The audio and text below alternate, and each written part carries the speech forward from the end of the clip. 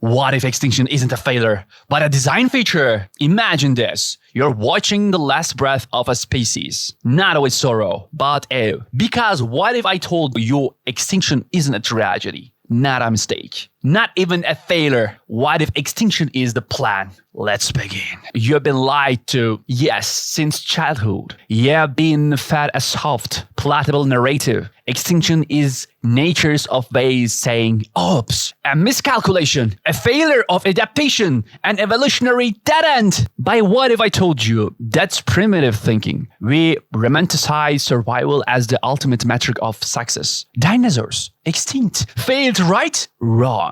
Without them, mammals would never have risen. Without their extinction, you, yes, you, with your fingers on a glowing screen, wouldn't be here. Extinction is not failure. Extinction is nature's ultimate rest button. And sometimes, the only way forward is distraction. Let's talk software. You update your phone, right? But what happens if the old code lingers? Bugs, glitches, lag. Now apply that to biology. Extinction is evolution's delayed key. A species isn't erased because it's weak. Sometimes it's erased. Sometimes it's absolute. Let that sink in. Every extinction event in Earth's history has paved the way for something new, something smarter, faster, more adaptive. The Cambrian explosion, preceded by mass die-offs. The rise of mammals, gift wrapped in the fiery death of the dinosaurs. Even you, Homo sapiens, are the result of a planetary game of less organisms standing. Your ancestors weren't the best.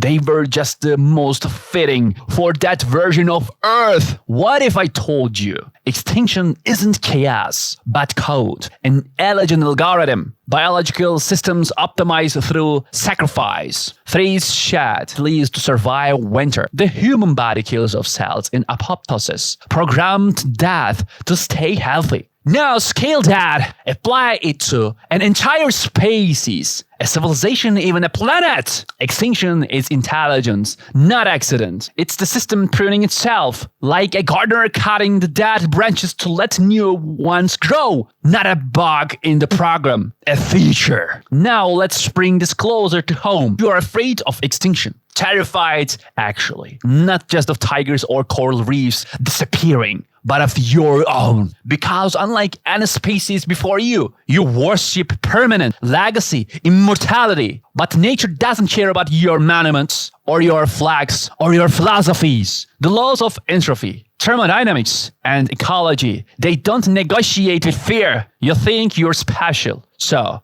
did Neanderthals, so did woolly mammoths, so did every empire that carved its name into stone, only for that stone to crack, sink, and be forgotten. Right now, you're in the middle of a mass extinction. Species vanishing at the rate 1,000 times the normal background level. And here is the kicker. You are the meteor of time. But here is a twist. Maybe you are not just the destroyer. Maybe you are the prototype, Homo sapiens, not the final product, but the breach, the catalyst, the necessary instability in the system to birth something else, post-human. Let me ask you something. If a species creates the conditions for its own demise, is that stupidity or design? History is full of phonics moments. The library of Alexandria burned. We lost knowledge, yes, but in that vacuum, new disciplines, new languages, new revolutions were born. The Black Death wiped out a third of Europe. Horror, absolutely, but also the death of feudalism. The rise of the Renaissance. Collapse breeds clarity. Extinction creates space. What if you are living not in the end of a world, but the pregnancy of a new one? Now, let's go bigger. Fermi paradox. The question, if the universe is teeming with planets and life,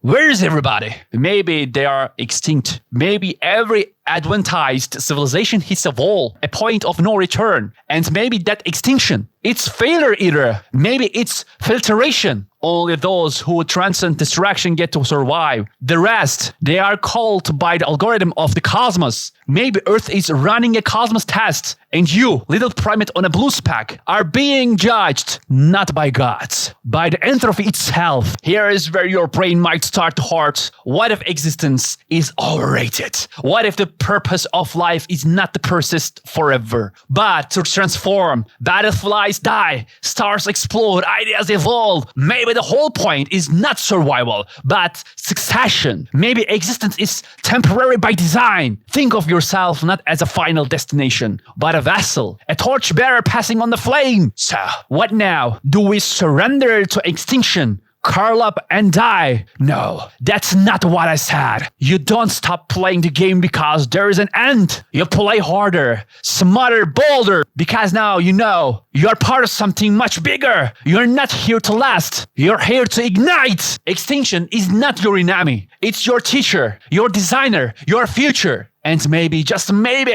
it's your legacy. What's next after extinction? You are want to see? Subscribe, comment below, and share this with someone who thinks the end is the worst thing that can happen. Because maybe it's the beginning.